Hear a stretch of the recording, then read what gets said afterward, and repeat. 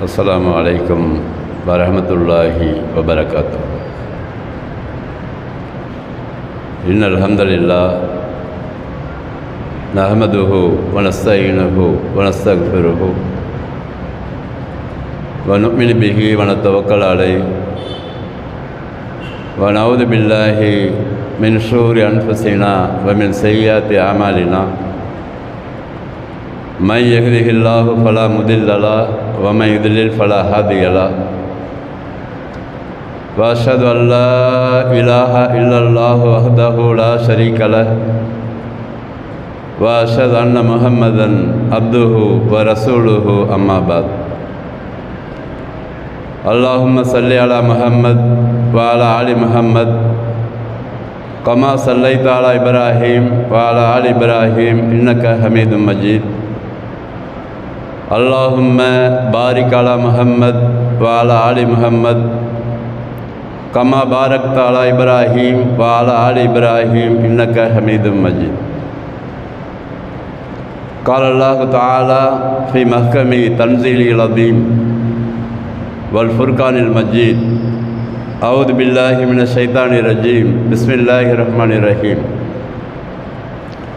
يا أيها الناس اتقوا ربكم الذي خلقكم من نفس واحدة وخلق منها زوجها وبث منهما رجالا كثيرا ونساء واتقوا الله الذي تساءلون به والأرحام إن الله كان عليكم رقيبا. وقال أيضا يا أيها الذين آمنوا اتقوا الله حق تقاته ولا تموتن إلا وأنتم مسلمون. يا أيها الذين آمنوا اتقوا الله وقولوا قولا سديدا يصلح لكم أعمالكم ويغفر لكم ذنوبكم ومن يطع الله ورسوله فقد فاز فوزا عظيما. قال نبينا صلى الله عليه وسلم قل آمنت بالله ثم استقيم. وقال أيضا صلى الله عليه وسلم إن أصدق الحديث كتاب الله وخير الهدي هدي محمد صلى الله عليه وسلم وشر الأمور محدثاتها وكل محدثة بدعة وكل بدعة ضلالة وكل ضلالة في النار.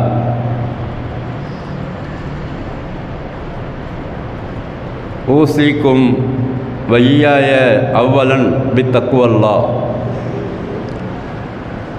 அளவற்ற அருளாளனும் நிகரற்ற அன்புடையனுமாகிய அல்லாஹுவின் பெயர் போற்றி ஆரம்பம் செய்கிறேன்.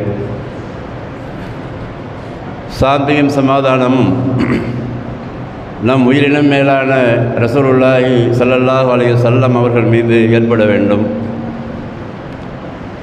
இன்னும் அவர்களுடைய வாழ்நாளை அப்படியே பின்பற்றி வாழ்ந்த சஹாபாக்கள், தாபியீன்கள், தபோ தாபியீன்கள், இன்னும் மார்க்கத்தை சரியாக படித்து அல்லாஹுடைய கொள்கையையும் ரசூலுடைய வழிமுறையையும் உலகத்தில் சொல்வதற்காக சரியாக படித்து அதை மக்கள் மத்தியிலே சொல்லிக் கொண்டிருக்கிற அறிஞர் பெருமக்கள் மீதும் ஜும்மாவுடைய தொழுகைக்காக சரியான நேரத்தில் வந்து அமர்ந்து முழுமையான கூலியை பெறுவதற்காக காத்திருக்கக்கூடிய நம் அனைவர் மீதும் அல்லாஹுடைய வற்றா பெருங்கருணை என்றென்றும் நின்று நிலவ வேண்டும். நான் ஆரம்பமாக ஒரு துவாவை ஓதினேன். என்ன துவா அது? ரசூல் ஸல்லல்லாஹு அலைஹி வஸல்லம் அவர்கள் எப்பொழுது பேசினாலும் இதை பேசிவிட்டு துவங்குவார்கள். உங்களுக்கும் எனக்கும் முதலில் அல்லாஹ்வை பயந்து வாழுமாறு நசியத்து செய்து கொள்கிறேன் என்று சொல்லுவார்கள். ஊசிக்கும் வையாய அவ்வலன் பித்தக்குவல்லா. அந்த உபதேசத்தை எனக்கும் உங்களுக்கும் சொல்லிக்கொண்டு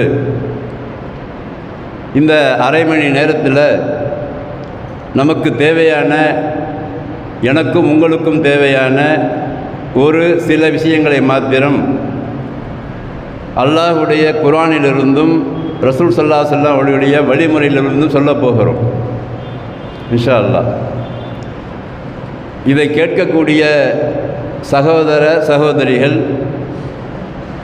கொஞ்சம் உங்கள் சிந்தனையெல்லாம் மாற்றி வைத்துவிட்டு முழுமையாக சொல்லப்படுகிற அந்த செய்தியில் கவனம் செலுத்தினீர்கள் என்று சொன்னால் நம்முடைய வாழ்நாளில் அல்லாஹ்வுடைய கிருபையால் ஒரு மாற்றம் ஏற்படலாம். இந்த ஜும்மாவை பயன்படுத்துகிற முறை என்பது என்னவென்றால், பள்ளிவாசலுக்குள் வந்தவுடனே நண்பர்களோடு முதல்ல பேசக்கூடாது. அது எப்படிப்பட்ட நண்பராக இருந்தாலும் சரி, வந்தவுடன் கிடைத்த இடத்தில் அமர்ந்து தொழுது விட்டு அமைதியாக காத்திருக்க வேண்டும். சின்ன பிள்ளைகளை கூட கொஞ்சுதல், விசாரித்தல், விளையாண்டால் விளையாடாதா என்று சொல்லுதல் போன்ற செயலில் ஈடுபடாமல், நலம் விசாரித்து கொள்ளாமல், இங்கே சொல்லப்படுகிற அந்த விஷயங்களை காது கொடுத்து கேட்டு அதன் மூலமாக கிடைக்கிற படிப்பினையை பெற்றுக்கொண்டு தொழுது விட்டு துவா செய்துவிட்டு அந்த கேட்ட விஷயங்கள் மூலமாக நமக்கு கிடைக்கிற படிப்பினையை அடுத்த வாரம் வரைக்கும் வாழ்ந்து பழகி கொள்வதற்கான மேடை தான் இந்த ஜும்மா மேடை. அதை நாம் அனைவரும் முதல்ல மனசில் வச்சுக்கணும். நம்ம உலகத்தில் வாழும்போது நம்ம எல்லாருக்கும் ஒரு ப்ராப்ளம் இருக்குது. என்ன ப்ராப்ளம்னாக்கா, என்னை என்னுடைய மனைவி புரிந்து கொள்ள மாட்டேங்கிறாள். மனைவி சொல்லுவாள், என்னுடைய கணவர் என்னை புரிந்து கொள்ள மாட்டேங்கிறார். மாமியார் சொல்லுவார், மருமகள் என்னை புரிந்து கொள்ள மாட்டேங்கிறார். மருமகள் சொல்லுவாள், மாமியார் புரிந்து கொள்ள மாட்டேங்கிறார். இப்படி உலகத்தில் இருக்கிற எல்லா மனிதர்களுமே ஒருவரை மற்றவர் புரிந்து கொள்ள என்ற ஒரு ஆதங்கம் எல்லோருக்கும் ஏற்படும். காரணம் என்னவென்று சொன்னால், ஒரே காரணம்தான், நாம் யாருன்னு புரிஞ்சிக்கல. முதல்ல மெயின் காரணம், நம்ம யார், நம்ம எதற்காக இங்கே வந்திருக்கிறோம், நம்ம யாருன்னு புரிஞ்சு கொள்ள வேண்டும் என்று சொன்னால் அல்லாஹ் யாருன்னு புரிஞ்சுக்கணும். முதல்ல அல்லாஹ் யாருன்னு புரிஞ்சாதான் நம்ம யாருன்னு புரியும். நம்ம யாருன்னு புரிஞ்சுக்கிட்டோம்னாக்கா அடுத்த ஆள் மேலே நம்ம எப்பயுமே குறை சொல்ல மாட்டோம். இதான் ஒரு லாஜிக். ஃபஸ்ட்டு லாஜிக் இதுதான். எதற்காக வேண்டி மற்றவர் மேலே நம்ம குறை சொல்லுகிற பண்பு நம்ம இடத்துல வருதுன்னு சொன்னால், முதல் காரணம் நம்மை புரிந்து கொள்ளவில்லை. நம்மை புரிந்து கொள்ள வேண்டுமானால் அல்லாஹ்வை புரிந்து கொள்ளவில்லை. அல்லாஹ்வை புரிந்து கொண்டால் நம்மை புரிந்து கொள்ளுவோம். நம்மை புரிந்து கொண்டால் யாரையும் குறை சொல்லவே மாட்டோம் இன்ஷா அல்லாஹ். இதை நான் சொந்தமாலாம் சொல்லலை. அல்லாஹ் முதல்ல அவனை பற்றி உலகத்தில் வாழுகிற எல்லா மனிதர்களையும் புரிந்து கொள்ள சொல்லுகிறான். ரசூலுல்லாஹி ஸல்லல்லாஹு அலைஹி வஸல்லம் அவர்கள் அல்லாஹ்வை பற்றி சொல்லிக் கொடுக்கும் பொழுது அவர்கள் கேட்கிறார்கள், அல்லாஹ் யாரு சொல்கிறான். பை குல், யார் இது? ஃபோன் ஆஃப் பண்ணிடுங்க தேசத்தில். அல்லாஹ் சொல்லுகிறான், குல், நபியை போய் சொல்லுங்க, ஹுவல்லாஹு அஹது, அவன் ஒருவன் என்று முதல்ல போய் சொல்லுங்க. அல்லாஹு சமது, அவன் தேவையற்றவன் என்று சொல்லுங்கள். லம் எளிது, அவன் மனுஷன் கிடையாது யாரையாவது பெறுவதற்கு. வலம் யூலது, அவன் மனுஷன் கிடையாது யாராவது அவனை பெற்றுக்கொள்வதற்கு.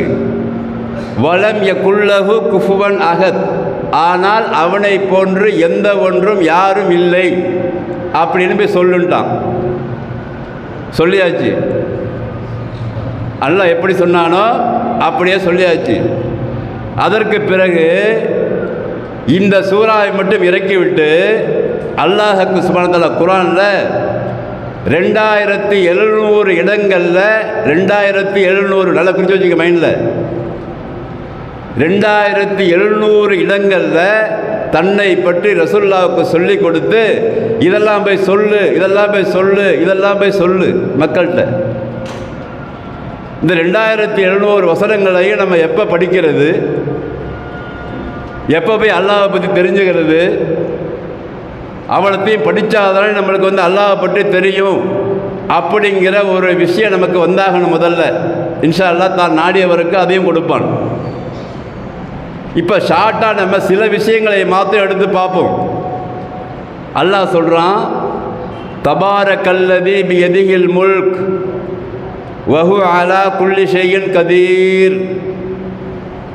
தபாரக்க, அவன் பாக்கியம் புரிந்தவன், மிகப்பெரிய பாக்கியத்துக்கு சொந்தக்காரன்.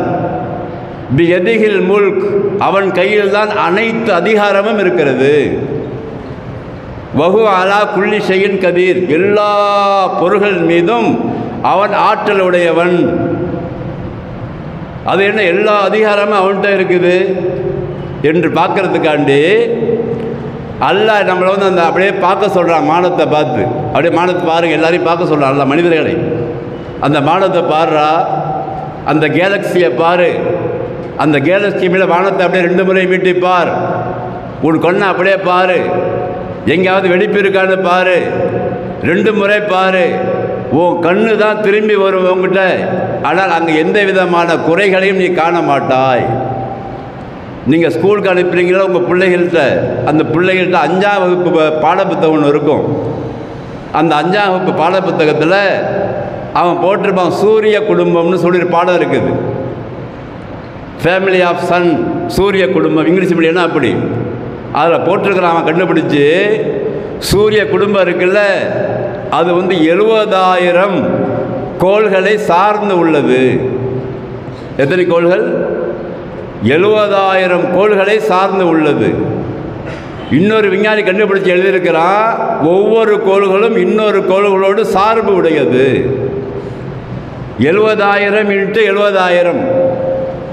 நீங்கள் தான் கணக்கில் ரொம்ப புளியாச்சே, போட்டு பார்த்துங்க.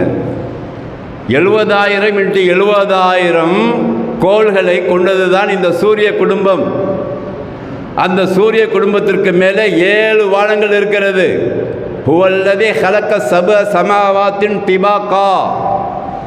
அந்த படித்தரமாக 7 படிப்படியாக 7 வானங்கள் இருக்கிறது மேலே. சூரிய குடும்பம் கீழே இருக்கிறது இங்கே. அதுலேயே 70,000 × 70,000 படைப்புகள், அதோடு சேர்ந்த விஷயங்கள் இருக்கிறது. இந்த கீழ்வானத்தில் நட்சத்திரங்களை கொண்டு அல்லாஹ் சுப்ஹானஹு வ தஆலா அழகுபடுத்தியிருக்கிறான். ஷைத்தான்களை எறிவதற்காக நட்சத்திரங்களை பயன்படுத்துகிறான். அது மாத்திரமில்லாமல் பூமி இருக்கிறது. அந்த அத்தனையும் படைத்து வளர்த்து பரிபாலனம் செய்து ஆட்சி அதிகாரம் அனைத்தையும் அந்த வைத்திருக்கிறவன் தான் தபாரக்கல்லதி பியதிஹில் முல்க். அவன்தான் மிகப்பெரிய பாக்கியம் உள்ளவன். அவனை முதல்ல அப்படி நம்புங்கப்பாங்கிறான். அப்படி சொல்கிறான் அல்லாஹ். சொல்லிட்டு தபாரக்கல்லதி பியதிஹில் முல்க் வஹு அலா குல்லி ஷைஇன் கதீர் ஹுவல்லதி ஹலக்கல் மௌத்த வல் ஹயாத்த லியப்லுவக்கும் ஐயுக்கும் அஹ்ஸனு அமலா. இங்கே தான் முக்கியமான பாயிண்ட்டு. முதல்ல அல்லாஹ்வை பற்றி யாருன்னு தெரிஞ்சுக்கிட்டு தான் அதற்கு பிறகு நான் யாருன்னு அல்லாஹ் சொல்கிறான். இங்கே அடுத்த ஆயத்திலேயே அல்லாஹ்வை இப்படி முதல்ல ஷார்ட்டாக புரிஞ்சுங்க. அதுக்கு பிறகு அல்லாஹ் சொல்கிறான், நான் யார் தெரியுமா? நான் தான் வாழ்க்கையையும் மௌத்தையும் படைத்திருக்கிறேன். நீ வாழ்வதையும் செத்து போகிறதையும் படைத்திருக்கிறேன். எதற்காக படைத்திருக்கிறேன்? லியப்லுவக்கும், உன்னை சோதிப்பதற்காக படைத்திருக்கிறேன். அது என்ன சோதனையா? ஐயுக்கும் அஹ்ஸனு அமலா, உங்களில் யார் மிகச்சிறந்த அமல்கள் செய்பவர் யாருன்னு சோதிப்பதற்காக படைத்திருக்கிறேன். புரிஞ்சு போச்சா? இப்போ நான் யார்? என்னை படைத்தவன் மிக பிரம்மாண்டமானவன். எதற்காக என்னை படைத்திருக்கிறான்? நான் இந்த உலகத்தில் வாழ்வதற்காக படைத்திருக்கிறான். என்னை அவன் சாகடிப்பான். வாழுகிறேன், அவன் என்னை சாகடிப்பான். வாழ்வது எதற்காக? என்னை சோதிப்பதற்காக. எதை கொண்டு சோதிப்பதற்காக? நான் என்ன செய்கிறேன் என்பதை பார்ப்பதற்காக. இந்த ஷார்ட்கட்டு விஷயம் நம்முடைய உள்ளத்தில் அடித்தளத்தில் 2 வசனங்கள் மூலமாக வந்துவிட்டது என்று சொன்னால் நான் யார் என்பதை தெரிந்து விடுப்பேன்.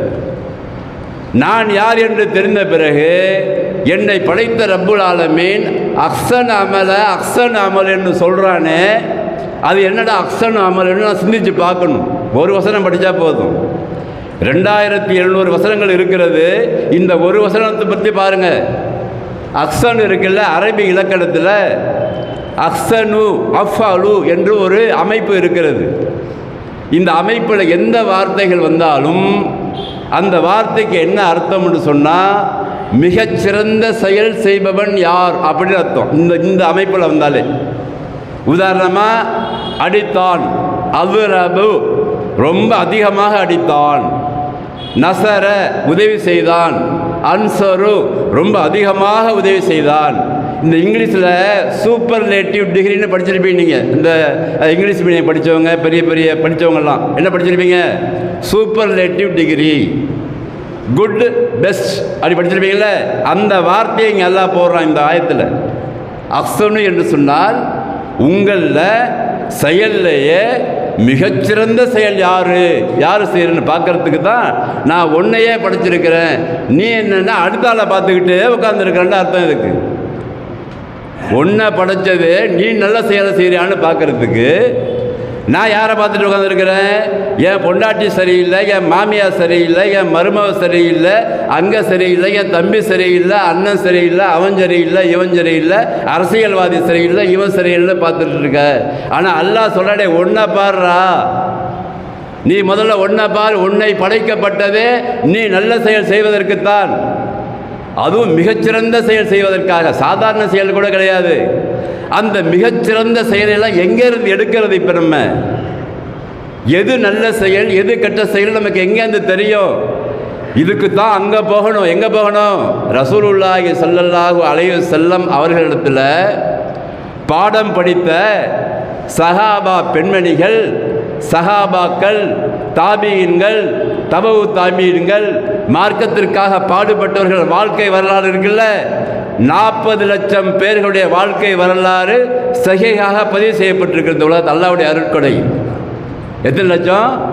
ரசூலுல்லாஹை பற்றி தெரிந்து கொள்வதற்காக, சஹாபாக்கள்னா யாருன்னு தெரிஞ்சு கொள்வதற்காக, தாபீன்கள், தபவு தாபீன்கள் யாருன்னு தெரிஞ்சு கொள்வதற்காக, இந்த அக்ஸன் அமல் என்றால் என்ன என்று சொல்லிக் கொடுத்த அறிஞர் இருக்காங்கல்ல, இவர்களை பற்றியெல்லாம் தெரிந்து கொள்ள வேண்டுமானால் 40 லட்சம் பேருடைய ஒரிஜினல் வரலாறு பதிவு செய்யப்பட்டிருக்கிறது. அந்த ஒரிஜினல் வரலாறில் இந்த அக்ஸன் அமல் செய்த ஒரே ஒரு ஜோடியை நான் காமிக்கிறேன். இப்போ உங்களுக்கு நம்ம படித்த வரலாற்றில் நம்ம சொல்கிறதில்ல. ஏன்னா எனக்கு கொஞ்சம் பலகீனமான இதயம் உள்ளவன். நம்ம அந்த வரலாற்றில் உள்ள சம்பவங்களை படித்தா ஒன்று அழுதுருவோம், இல்லை கண்ணில் தண்ணி வந்துடும். அதனால் நம்ம படித்ததை சில இடங்கள் நம்ம சொல்ல பயம் இதாக இருக்கும். இருந்தாலும் இந்த தலைப்புக்கு அவங்களுடைய வாழ்க்கையை சொல்ல வேண்டியிருக்குது. யாருடைய வாழ்க்கை? ரசூலுல்லாஹி ஸல்லல்லாஹு அலைஹி வஸல்லம் அவர்களுடைய அந்த பாடத்தை படித்த ரசூல் ஸல்லல்லாஹு அலைஹி வஸல்லம் தம்பியுடைய வாழ்க்கை. யார் வாழ்க்கை? ரசூலுல்லாஹுடைய தம்பியுடைய வாழ்க்கை. அவங்க பேர் என்னது? ஜாபிர் பின் அபு தாலிப். அவர்களுடைய மனைவி பேர் அஸ்மா. 2 பேரும் கணவன் மனைவி தான். அந்த அஸ்மா ரலியல்லாஹு அன்ஹா அவர்களும் அந்த ஜாபிர் பின் அபி தாலிப் அவர்களும் குடும்பத்தை எப்படி நடத்தினார்கள் என்பதற்கு ஒரே ஒரு உதாரணம் சொல்கிறேன். ரசூல் ஸல்லல்லாஹு அலைஹி வஸல்லம் மதீனாவில் இருக்கிறாங்க. மதீனாவில் இருக்கும் பொழுது போருக்காக அறிவிப்பு வருகிறது. மதீனாவில் இருக்கிற எல்லாரும் போகிறாங்க, போருக்கு போகிறாங்க. ரசூலுல்லாஹ்வுடைய தம்பி அபி தாலிபுடைய மகன் தான் இவங்களும் தம்பி ஒரு முறையில். அப்போ இவர்களை தலைமைத்துவத்திற்காக ரசூல் ஸல்லல்லாஹு அலைஹி வஸல்லம் அனுப்புகிறாங்க. முவாத்து போரில் போகும்போது போயிடுறாங்க. பல பேர்கள் போகிறாங்க மதீனாவுக்கு. அதில் இவங்களும் போகிறாங்க தலைமைத்துவம் எடுத்து. இவங்களுக்கு 3 ஆம்பளை பிள்ளைங்க மனைவியை வீட்டில் விட்டு போகிறாங்க. சின்ன சின்ன பிள்ளைங்க தான் விட்டுட்டு போகிறாங்க. போய் கிட்டத்தட்ட 6 மாத காலம் அந்த போர் நடக்கிறது. 3 சின்ன சின்ன பிள்ளைங்க மனைவி விட்டுட்டு தம்பி போயாச்சு. போய் அங்கே பார்த்தீங்கன்னா பெரிய போராக ஆகிவிட்டது. நிறைய இழப்புகள் ஏற்படுகிறது. நிறைய பேர் ஷஹீதாகிறாங்க. அதுக்கு பிறகு போர்லாம் முடிந்து திரும்பி வருகிறார்கள் எல்லாம். அந்த போருக்கு போனவர்கள் எல்லாம் திரும்பி வரும்போது மதீனாவில் உள்ளவங்கெல்லாம் தங்களுடைய உறவினர்களை வந்து பார்ப்பதற்காக வரவேற்க போகிறாங்க. நம்ம அத்தா போயிருக்கிறாரு, நம்ம சாச்சா போயிருக்கிறாரு, நம்ம அண்ணன் போயிருக்கிறாரு, தம்பி போயிருக்காருன்னு இருப்பாங்கள்ல. அந்த போர்லேருந்து திரும்பி வருகிற எல்லாரையும் பார்ப்பதற்காக ஒரு கூட்டம் செல்லுகிறது. இந்த பெண்ணாக இருப்பதால் நம்ம அஸ்மா ரலியல்லாஹு அன்ஹா அவர்கள் வந்து பெண்ணாக இருப்பாங்க போல வீட்டில் தன் கணவர் வருவாரே என்பதற்காக இவங்க பிள்ளைகள் எல்லாம் தயாராக வைத்து கொண்டு சமைத்து கொண்டு இருக்க ரொட்டி தான் சமைத்து கொண்டு இருக்கிறார்கள். எல்லோரும் வருகிறார்கள். ரசூல் ஸல்லல்லாஹு அலைஹி வஸல்லம் அவர்கள் மதீனாவில் உட்கார்ந்து இருக்கிறாங்க. எல்லோரும் வருகிறார்கள். ஆனால் யாரை காணோம்? ஜாபிர் பின் அபி தாலிப் அவர்களை காணவில்லை. காணும் என்று சொன்னால் காணும் தேடுறாங்க. என்ன காணும்? ரசூல் ஸல்லல்லாஹு அலைஹி வஸல்லம் அவங்களே பார்த்துட்டு இருக்கிறாங்க. தம்பியாச்சு. இன்னும் சொல்லப்போனால் ஜாபிர் பின் அபி தாலிப் ரலியல்லாஹு அன்ஹு அவர்கள் வந்து ரசூலுல்லாஹை பார்த்த மாதிரியே இருப்பாங்க. அப்படி அச்சு அசல் ரசூலுல்லாஹை பார்த்த மாதிரியே சில பேர் அந்த சஹாபாக்கள் இருந்தாங்க. அதில் ஒருத்தவங்க இவங்க ரசூலுல்லாஹை பார்த்தா அவங்கள பார்த்த மாதிரி இருப்பாங்க. அதே உருவம் காணும். கேட்குறாங்க, சஹாபாக்கிட்ட கேட்குறாங்க ரசூல் ஸல்லல்லாஹு அலைஹி வஸல்லம், என்னாச்சு ஜாபிருக்கு, தம்பிக்கு என்னாச்சு? யார் ரசூலுல்லாஹ்? ஷஹீதாகிட்டாங்க, குத்தி கொல்லப்பட்டு விட்டார்கள் என்று சொன்ன உடனே ரசூலுல்லாஹ்வுக்கு வந்து இப்போ என்ன பதில் சொல்கிறது? மைத்துனி தானே சொல்லுவீங்க. என்ன சொல்லுவீங்க உங்கள் ஊரில்? கொழுந்தியா, தம்பியுடைய பொண்ணாட்டி. கொழுந்தியாவுக்கு என்ன சொல்கிறது அப்படின்ட்டு உள்ளத்தில் அவங்களுக்கு வந்து பதக்குது. இப்போ பிள்ளைங்கள்லாம் சின்ன பிள்ளைங்க. ஏன்னா இவங்க வந்து இந்த அஸ்மா ரலியல்லாஹு அன்ஹா வந்து வீட்டில் வந்து எதிர்பார்த்துட்டு இருக்காங்க, கணவர் வருவாருன்னு சொல்லிட்டு பிள்ளைங்களாம் தயார் பண்ணிக்கிட்டு சந்தோஷமாக இருக்கிறாங்க. யாரும் ரசூலுல்லாஹ் போகிறாங்க வீட்டுக்கு அந்த அவ்வளோ தூரம் பார்க்குறாங்க. இப்போ அந்த பிள்ளைங்கள்லாம் பார்க்குது. அத்தா வந்துட்டாரு. ஏன்? ரசூலுல்லாஹை பார்த்தா அவங்க அத்தாவை பார்க்க இல்லைப்பா, அத்தா அவங்க சொல்கிறாங்க, அஸ்மா ரலியல்லாஹு சொல்கிறாங்க, இல்லைப்பா அத்தா வரல, பெரியத்தா வந்திருக்கிறாங்க, பெரியத்தா வராங்க, இருப்பா அப்பா அத்தா வருவாங்க அப்படின்னு சொல்கிறாங்க. உள்ளே போய் மெதுவாக போய் எப்படி சொல்லணும்னு தெரியாமல் ரசூல் ஸல்லல்லாஹு அலைஹி வஸல்லம் வந்து உள்ளே வந்து உட்காந்து சலாம் சொல்லிட்டு உட்காந்துருக்கிறாங்க. பிள்ளைகள்லாம் வந்து கொஞ்சிறாங்க. 3 பிள்ளை எடுத்து கொஞ்சிட்டு உட்காந்துருக்கிறாங்க. அஸ்மா ரலியல்லாஹு இல்லை ரசூலுல்லாஹ் வந்துட்டாங்க, நம்ம வீட்டுக்காருக்கு நம்ம சோறாக்கும் இவங்களுக்கு கொஞ்சம் சோறாக்கும்னு சொல்லிட்டு ஆக்கிட்டு இருக்கிறாங்க. ரசூல் ஸல்லல்லாஹு அலைஹி வஸல்லம் கட்டி பிடித்து அழுது கொண்டே இருக்கிறார்கள். அந்த பிள்ளைகளை பார்த்து விட்டு அழுகிறார்கள். அவங்க தாங்க முடியல. அழுது அந்த சவுண்டு, அழுகிற சவுண்டு வந்து உள்ளே இருக்கிற உள்ள பெரிய ரூம்லாம் கிடையாது. அப்போ ஒரு ஸ்க்ரீன் தானே. அந்த ஸ்க்ரீனுக்கு அந்த பக்கம் இருக்கிற அஸ்மா ரலியல்லாஹு ரசூலுல்லாஹ் அழுகுறாங்க. என்ன ரசூலுல்லாஹ் அழுகுறாங்கன்னு கேட்குறாங்க. கேட்கும்போது என்ன ரசூலுல்லாஹ், ஏன் ரசூலுல்லாஹ் அழுகுறீங்க, என்ன காரணம், என்ன ஆச்சு, எங்கள் வீட்டுக்காருக்கு என்ன ஆச்சுன்னு கேட்கும்போது சொல்கிறாங்க, சொல்லலை, புரிஞ்சுக்கிறாங்க. ரசூலுல்லாஹ் அழுகுறாங்கன்னாக்கா நம்ம வீட்டுக்காரு ஷஹீதாயிட்டாங்க, அம்மா உங்கள் வீட்டுக்காரு சொர்க்கத்தில் இருக்கிறாரு, அவரோட உயிர் வந்து பச்சை நிற பறவை வடிவத்தில் சுற்றி கொண்டிருக்கிறது, அங்கே சந்தோஷமாக இருக்கிறாரு என்ற செய்தியை எப்படி சொல்ல வேண்டுமோ ரசூலுல்லாஹ் வந்து அழுத சம்பவங்கள் நிறையா ஹதீஸ்ல வருது. இந்த சம்பவத்துக்காக ரசூலுல்லாஹ் கண்ணில் வந்து தண்ணீர் வந்ததாக நம்ம படிக்கிறோம். அழுகிறாங்க. அழுத பிறகு அந்த அஸ்மா ரலியல்லாஹு ஒரு கேள்வி இதில் தான் நம்மளுக்கு வந்து முக்கியமான பாயிண்ட் இருக்குது. அஸ்மா ரலியல்லாஹு கேட்குறாங்க, ரசூல் அவங்க என்னுடைய வீட்டுக்காரு அந்த போரில் வந்து சண்டை போட்டும்போது அவங்க பக்கத்தில் இருந்தாங்களா, அவரை பார்க்கணும் எனக்குங்கிறாங்க. அவரை பார்க்கணும், அவரை ஏமா உனக்கு பார்க்கணும் அப்படின்ட்டு ரசூலுல்லாஹ் கேட்குறாங்க.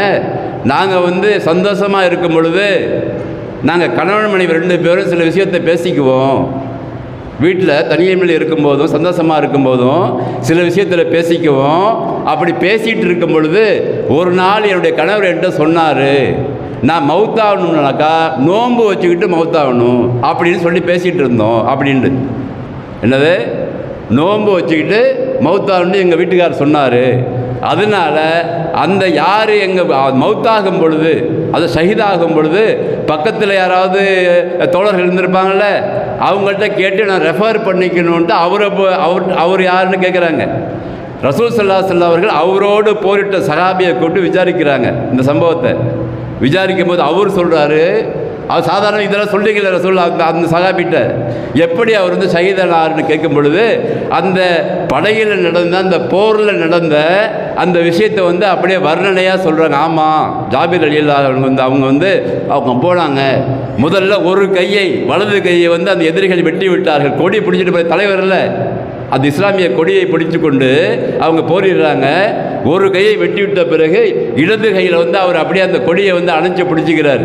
திருப்பி அது கையை அந்த 2 கையும் வெட்டுறாரு. மார்போடு அந்த கொடியை அமைச்சு கொண்டு கீழே படுத்து அந்த மௌத்தார நேரத்தில் அந்த பக்கத்தில் இருந்த சஹாபிகள்லாம் தண்ணி ஊற்றுறாங்க. அப்போ சொன்னாங்களா அவங்க, தண்ணி எனக்கு ஊற்றாதீங்க, தண்ணி எனக்கு ஊற்றாதீங்க, நான் நோம்பில் இருக்கேன்னு சொன்னார் அப்படின்னு சொன்னாங்க. நான் நோம்பில் இருக்கிறேன், நான் இஃப்தாரை போய் அல்லாவிடத்தில் போய் இஃப்தார் செய்கிறேன் அப்படின்றார். அல்லாவிடத்தில் போய் அல்லாட்ட போயிடுவேன், அல்லாஹ் எனக்கு இஃப்தார் அந்த நோன்புக்கான இதை அல்லாஹ் எனக்கு தருவான் அப்படின்னு சொல்லி அவங்க சஹீதான செய்தியை ரசூல்லா கேட்டு அழுதுட்டு, ஆமாம்மா உங்கள் வீட்டுக்காரு நோன்பு வச்சு தான் சஹீதா இருக்கிறாரு. எப்படி பேசிகிட்டு இருக்காங்க பார்த்தீங்களா? வீட்டில் ஒரு கணவன் மனைவி ஒரு சந்தோஷமான விஷயத்தை சொல்லி பேசிக்கிட்டு இல்லை. சஹாபா பெண்களும் சஹாபாக்களும் என்ன பேசியிருந்தாங்க? நான் எப்படி மௌத்தாக போகிறேன், என்னை படைத்து வளர்த்து பரிபாலனம் செய்கிற அல்லாஹ்வை சந்திக்கும் போது என் நிலைமை எப்படி இருக்கும், ஒன்றை எப்படி நான் சொர்க்கத்துக்கு கொண்டு போகிறது, பிள்ளைகளை எப்படி நான் சொர்க்கத்துக்கு கொண்டு போகிறது, எந்த அடிப்படையில் இந்த உலகத்தில் நம்ம வாழணும், நமக்கு எதெல்லாம் செஞ்சால் அது அக்ஸன் அமலாக இருக்கும், அக்ஸன் அமளி தான், எந்த அமல்கள்லாம் அக்ஸனாக இருக்கும், எந்த அமலை செய்தால் இந்த உலகத்தில் நம்ம வாழ முடியும். அதனால் தங்களுடைய அந்த ஆசைகளை எல்லாம் அவர்கள் தூரமாக போட்டுவிட்டு அடுத்தார்களுக்காகவே வாழ்ந்த சமுதாயம் அந்த சஹாபாக்கள் சமுதாயம். சும்மா நினச்சிட முடியாது சஹாபாக்கள்னு, போகிற போக்கிலெல்லாம் பேசிட்டு பெற முடியாது சஹாபாக்களை பற்றி. அவங்களோட இதெல்லாம் பார்த்துட்டு அல்லாஹ் இறக்குறான், யூசிரூன அலா அன்ஃபுஸிஹிம் வலவ் கான பிஹிம் ஹஸாஸா. இவர்களுக்கு தேவை இருந்தது, ஆனால் அந்த தேவையெல்லாம் ஒத்தி வைத்துவிட்டு மற்றவர்களுடைய தேவைக்காக இவர்கள் பாடுபட்டார்கள். எவ்வளவு சம்பவங்கள்! வீட்டிலே சாப்பாடு இல்லை, விருந்தினர்களுக்கு உபசரித்து விட்டு சாப்பிடுகிற மாதிரி நடித்திருப்பதாக எத்தனையோ வரலாறுகள் இருக்கிறது. அதையெல்லாம் பார்த்து அல்லாஹ் ஆயத்து இருக்கிறான், யூசிரூன அலா அன்ஃபுஸிஹிம் வலவ் கான பிஹிம் ஹஸாஸா. இவர்களுக்கு எவ்வளவோ தேவைகள் இருந்தது, ஆனால் அந்த தேவைகள் எல்லாம் இவர்கள் ஒத்தி வைத்துவிட்டு அடுத்தவர்களுடைய தேவைக்காக பாடுபட்ட சமுதாயம் அது. இவர்கள்தான் அல்லாஹ் விட்டு வெற்றி பெற்றவர்கள். அந்த அல்லாஹ் யார்? அவர்கிட்ட தான் நாங்கள் போகிறோம். அதனால முழுமையாக அவர்கள் அஹ்ஸனு அமல் என்றால் என்னவென்று விளங்கி வைத்திருந்தார்கள். செயல்களிலேயே மிகச்சிறந்த செயல் என்னவென்று விளங்கி வைத்திருந்தார்கள். அதன் காரணத்தினால நம்முடைய இன்பத்தை விட அடுத்தாளுடைய இன்பம் நன்றாக இருக்க வேண்டும் என்று விளங்கினார்கள்.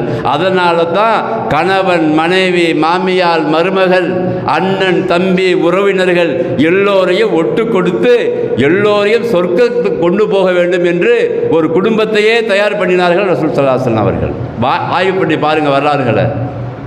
அவங்களுடைய வரலாறுகளை ஆய்வு செய்து பார்த்தோம்னா, சஹாபாக்களுடைய வரலாறுகளை ஆய்வு செஞ்சு பார்த்தோம்னா, எல்லாரும் நான், என் தம்பி, என் அண்ணன், என் மாமன், என் மச்சான், அவங்களுடைய மனைவிகள், அவங்களுடைய மாமியார்மார்கள், மருமகள்கள் எல்லாம் குடும்பமாக தான் இருக்கும்.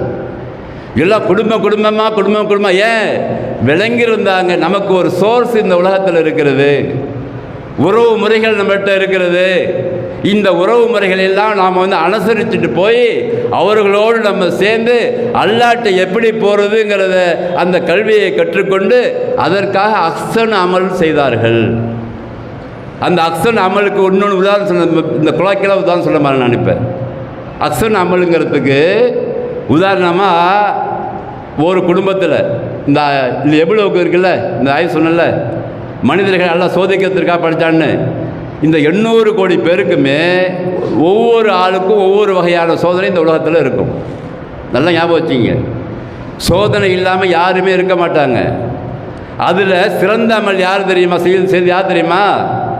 உதாரணமாக ஒரு குடும்பம் வச்சிங்களா, ஒரு பேச்சுக்கு ஒரு குடும்பம், அத்தா மௌத்தாயிட்டார், 4 பிள்ளைங்க இருக்குது, 2 பொம்பளை பிள்ளை இருக்குதுன்னு வச்சுங்க, 6 பேர். இப்போ மூத்த பையன் இருக்கிறான். இப்போ மூத்த பையன் வேலைக்கு போய் தான் அந்த குடும்பம் ஓடணும். அத்தா மௌத்தாயிட்டார்.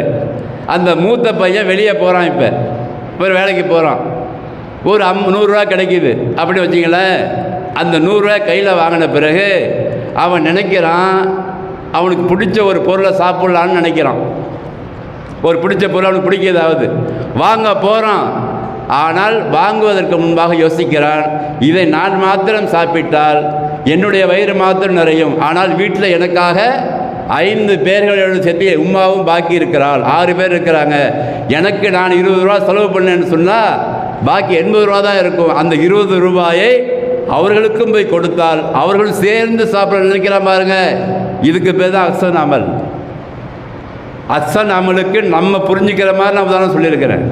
அஹ்சன் அமலுங்கிறது நான் செலவு செய்தால் நான் இன்பமாக இருப்பேன், ஆனால் அந்த இன்பம் எனக்கு மாத்திரம் கிடைக்கும். ஆனால் என்னை சார்ந்து என் மீது பொறுப்பு இருக்குல்ல, அந்த பொறுப்பாளர்களுக்கு கொடுத்து விட்டு சாப்பிடணுங்கிற என்ன வருது பாருங்க. இதுக்கு பேர் அல்லாஹ் சொல்கிற அஹ்சன் அமல். இதுதான் சிறந்த அமல்.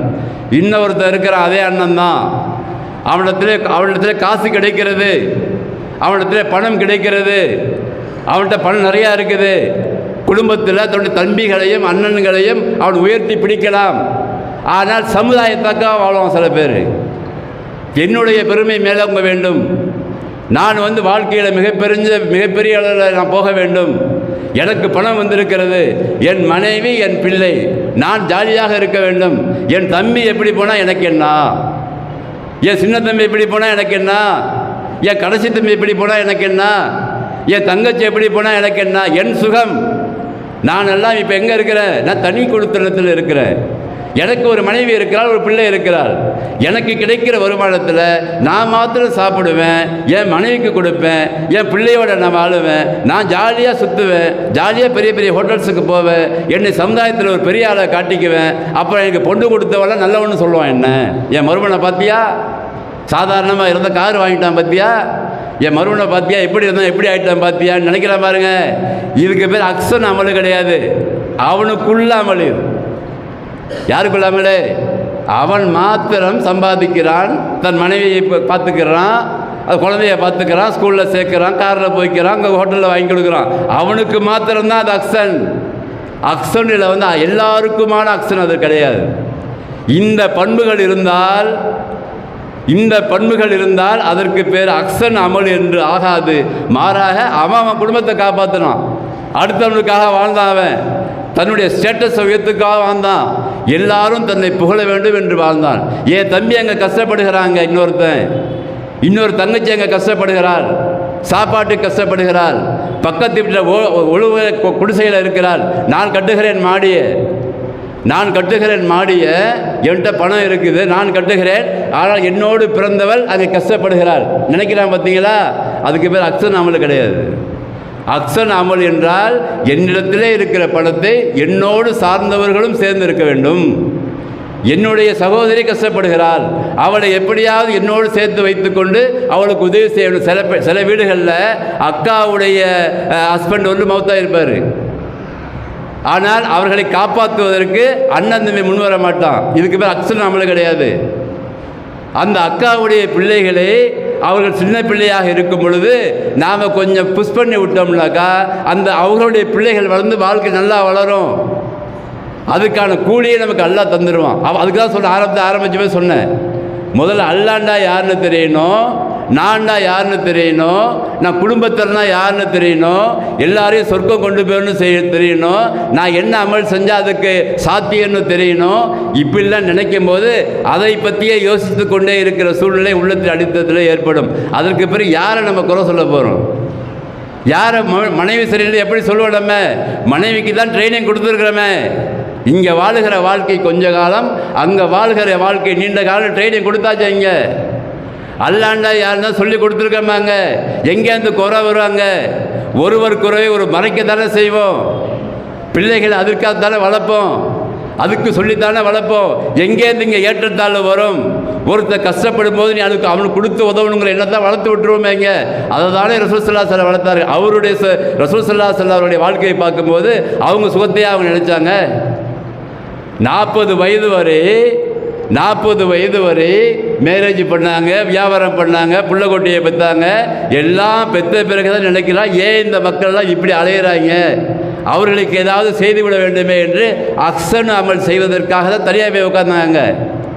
அந்த எண்ணத்தை பார்த்து தான் அல்லாஹ் சுப்ஹானஹு வ தஆலா ஜிப்ரீல் அனுப்பினான். போய் சொல்லு, மனுஷன்டா யாருன்னு சொல்லு, எல்லாம் நல்லா இருக்கணும்னு சொல்லு, நல்லா இருக்கிறதுக்கு என்ன செய்யணும்னு சொல்லு, அஹ்சன் அமல்லாம் என்ன சொல்லி கொடு.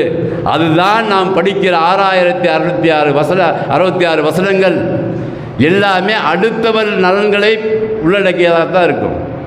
நான் மட்டும் வாழ்ந்தால் போதும் என்று நினைப்பவன் மனிதன் கிடையாது. என்னால் யாராவது நல்லா இருக்க வேண்டும் என்று நினைப்பவன் மனிதன். அதற்காகத்தான் ரசூல் ஸல்லல்லாஹு அலைஹி சொல்லிக் கொடுத்தாங்க. ஒரு மனிதர் தொலை வர்றாரு, அவர் மட்டும் வந்து தொழுகிறாரு, அவருக்கு நன்மை கிடைக்கும். ஆனால் தொலை வர்ற பாதையில் முள்ளு மரம் ஒன்று கிடைக்குது, அதை வெட்டிட்டு வராரு, அதனால இவருக்கு வந்து ரெக்காத்தே கிடைக்க மாட்டேங்குது. கடைசியில் ஏஞ்சி தொழுகிறாரு, அதை விட சிறந்தவருங்கிறாங்க ரசூல் ஸல்லல்லாஹு அலைஹி வஸல்லம். நான் சொந்தமாலாம் பேசலை, இது எல்லாமே ரசூல் ஸல்லல்லாஹு அலைஹி வஸல்லம் ஹதீஸ்களிலும் ஆய்வு செய்து சொல்லப்பட்ட சொல்லிட்டு இருக்கிறேன். தொழுகிறது நல்ல அமல் தான். ஆனால் தொலை வர்றவர் அந்த வழியில் இருக்கிற முள்ளை பார்க்குறாரு, ஓஹோ வேற ஆள் வர்றதுக்கு இது டிஸ்டர்பாக இருக்குது, நான் கொஞ்சம் வெட்டிட்டு போயிருன்னு சொல்லி தூரமாக போட்டு வர்றாரு. இங்கே வந்து பார்த்தா சலாம் கொடுத்துட்றாரு, அங்கே அவருக்கு தொழுகையே கிடைக்கல. இவரை விட இவருக்கு அதிகமாக நன்மைங்கிறாங்க. ஏன்? இதுதான் காரணம். நீ தொழுவதை விட அடுத்த ஆளுக்கு டிஸ்டர்பாக இருக்கிற ஒரு எண்ணம் உனக்கு வந்திருக்கு பற்றி அடுத்த ஆளுக்கு, அதனால உனக்கு அதிகமான கூழ்வு என்று ஃபவுண்டேஷன் சகாபாக்களுக்கு போட்டு கொடுத்தாங்க. அதனால தான் சகாபாக்கள்ங்கிறோம். சகாபாக்கள்னு சொன்னால் சகாபாக்கள் பின்பற்றுவதுன்னு அர்த்தம் இல்லை. இதுக்கு சட்டங்கள் என்று சொன்னால் திருப்பி சொல்லிக்கிறேன், சட்டங்கள் என்று சொன்னால் அல்லாஹுடைய வஹி, ரசூலுல்லாஹ்வுடைய வழிமுறை, இது ரெண்டு தான். சட்டங்களை சொல்வதற்கு யாருக்குமே ரேட்ஸ் இல்லை. சஹாபாக்கள் மாத்திரம் இல்லை, யாருக்குமே ரேட்ஸ் கிடையாது. குர்ஆன் ஹதீஸ் மாத்திரம்தான். ஆனால் அவர்கள் வாழ்ந்த வாழ்க்கை வழிமுறைகளை படிக்கும் போதும் பார்க்கும் போதும் நம்முடைய வாழ்க்கைக்கு அது உதவியாக இருக்கும். அதிலேருந்து ஒரு உதாரணத்தை எடுத்துக்கொண்டு செயல்படுவது அவர்களை பின்பற்றுவதாக ஆகாது என்பதையும் நினைத்து கொள்ளுங்கள். அதுதான் நமக்கு உள்ளத்தில் இன்னும் ஈமானை வலுப்படுத்தும். அவர்கள் வாழ்கிற வாழ்க்கை முறையை படிக்கும்போது தான் வலுப்படுத்தும். அதற்கு பிறகு அவர்கள் வாழ்ந்த வாழ்க்கை முறையை படிக்கும் போது தான் நமக்கு இவ்வளோ ஒரு ஆவேசம் வருது. இப்படியெல்லாம் ஒரு கணவன் மனைவி வாழ்ந்துருப்பாங்களா? நம்ம எதுக்கெல்லாமே அடிச்சுட்டு உட்காந்துருக்கிறோமே. இங்கே ஒரு சாதாரண விஷயத்துக்கு கணவன் மனைவி கூட பேசாமல் இருக்கிறோமே, ஒரு சாதாரண விஷயத்துக்கு அண்ணன் தம்பி கூட பேசாமல் இருக்கிறோமே. நம்மளால் ஹெல்ப் பண்ண முடியும், நம்ம மாத்திரம் தின்னுக்கிட்டு இருக்கிறோமே, அடுத்த ஆளுக்கு ஹெல்ப் பண்ண முடியலைங்கிற எண்ணம் எங்கே வரும்? அந்த ஆயத்துக்களை படிக்கும்போது யூசிரூன அலா அன்ஃபுஸிஹிம் வலவ் கான அஹ்ஸாஸ சொல்கிறாங்களா இல்லையா? அல்லாஹ் தங்கள் தேவையை விட அடுத்தவர்களுக்காக வாழ்பவர்களே இந்த மனிதர்கள் இங்கும் பேசுவார்கள் இந்த உலகத்திலும். அதனால தான் சொன்னாங்க ரசூலுல்லாஹ் மௌத்தான பிறகு பாடியை தூக்கிட்டு போகும்போது இவங்களை பற்றி என்ன பேசிக்கிறான்னு பாருங்கன்றாங்க. சுப்ஹானல்லாஹ், எல்லாம் லிங்க் ஆகுது பாருங்க. இங்கே நீங்கள் ஒரு மனிதருக்கு இந்த உலகத்தில் நன்மை செய்திருந்தால் நீங்கள் மௌத்தாகும்போது அது தெரிந்துவிடும். நம்மால் முடிந்த ஏதோ ஒரு நன்மை நமக்கு என்ன முடியுமோ அது. என்னால் ஒரு மனிதன் அல்லாஹ்வை பற்றி தெரிந்து கொண்டான், என்னால் ஒரு மனிதன் ரசூலை பற்றி தெரிந்து கொண்டான், என்னால் ஒரு மனிதன் குர்ஆனை பற்றி தெரிந்து கொண்டான், என்னால் ஒரு மனிதன் அல்லாஹ்வை பற்றி தெரிந்து கொண்டான் என்ற எண்ணத்தை உள்ளே வச்சிட்டோம்னாக்கா அது மிகப்பெரிய நன்மையாக அஹ்சன் அமலாக மாறிவிடும். இதுதான் சோதனை என்று அல்லாஹ் இந்த ஆயத்தில் பதிவு செய்கின்றான். இன்னும் அந்த சூரத்தில் முழுக்கிற எக்கச்சக்கமான விஷயங்கள் இன்னும் இருக்கிறது.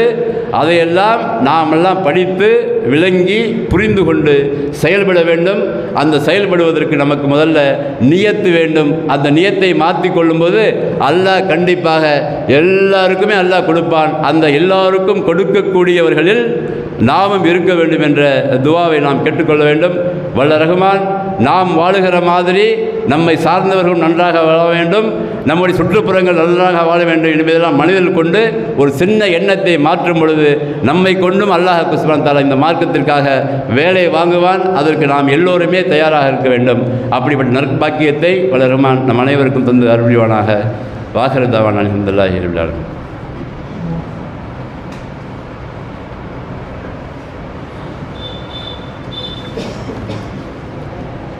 அல்ஹம்துலில்லாஹி ரப்பில் ஆலமீன் வலாக்கிபத்துல் முத்தகீன் வஸ்ஸலாத்து வஸ்ஸலாமு அலா ரசூலில்லாஹி ஸல்லல்லாஹு அலைஹி வஸல்லம் வ ஆலிஹி வ ஸஹ்பிஹி அஜ்மஈன். அம்மா பாத்.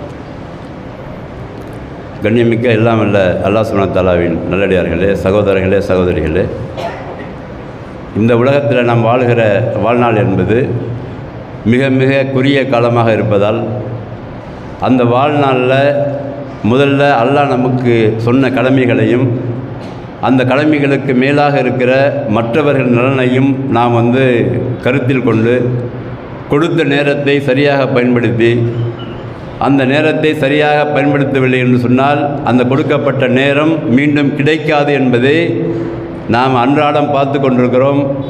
நம்மோடு சில பேர்களுக்கு அத்தா இல்லை, சில பேர்களுக்கு அம்மா இல்லை, சில பேருக்கு நாணி இல்லை, நானா இல்லை, ராதி இல்லை, ராதா இல்லை. இப்படியெல்லாம் இருக்கிறோமா இல்லை? இதெல்லாம் எதை உணர்த்துகிறது? நாமும் செல்லப்போகிறோம் என்பதை உணர்த்துகிறது. ஆகையினால் செல்வதற்கு முன்பாக நம்மை படைத்தவனை விளங்க வேண்டும். படைத்தவன் சொன்ன கடமைகளை நிறைவேற்றுவதற்கு முயற்சி செய்ய வேண்டும். அதில் யோனோ தானாம் என்று இருந்துவிட்டோம் என்று சொன்னால் மீண்டும் கொடுக்கப்பட்ட நேரம் திருப்பி தரப்படாது என்ற உண்மையை விளங்கி செயல்பட்டு அல்லாஹ்வின் பக்கம் நெருங்கி அல்லாஹ்விடத்தில் துஆ செய்து வாழக்கூடிய தௌஃபீக்கை வல்ல ரஹ்மான் எனக்கும் உங்களுக்கும் தந்த அருள்புரிவானாக. வாஹிரு தஅவானா அல்ஹம்துலில்லாஹி ரப்பில் ஆலமீன்.